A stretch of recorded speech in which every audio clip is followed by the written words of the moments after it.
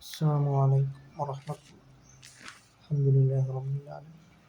الصلاة والسلام على أشرف المرسلين وعلى آله وصحبه وسلم.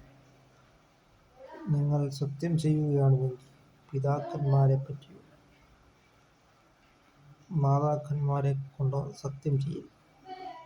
ഫൽയഹ്ലിഫ് ബില്ലാഹ്, അള്ളാഹുവിനെ കൊണ്ട് സത്യം ചെയ്യുക. അള്ളാഹുവിനെ കൊണ്ടാണ് നാം സത്യം ചെയ്യേണ്ടത്, അല്ലാതെ പിതാക്കന്മാരെ കൊണ്ടോ ഒന്നും തന്നെ നാം സത്യം ചെയ്യരുത്. അങ്ങനെ നാം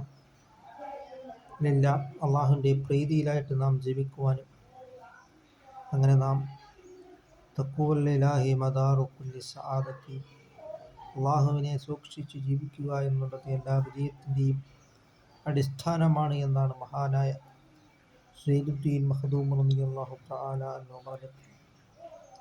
അതുകൊണ്ട് തഖ്വയിൽ അധിഷ്ഠിതമായിട്ട് നാം ജീവിക്കുവാനും ശ്രമിക്കുക.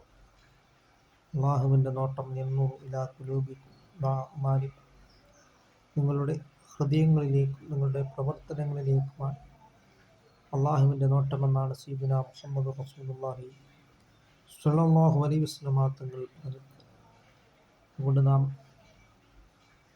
തഖ്വയോട് കൂടിയുള്ളതായിട്ടുള്ള ഒരു ജീവിതം നാം നയിക്കുകയും അത്തീഉല്ലാഹ വറസൂലഹു, അള്ളാഹുവിനെയും റസൂൽ കരീം സ്വല്ലല്ലാഹു അലൈഹി വസല്ലം തങ്ങളെയും നാം വഴിപ്പെട്ട് നാം ജീവിക്കുവാനും നാം ശ്രമിക്കും.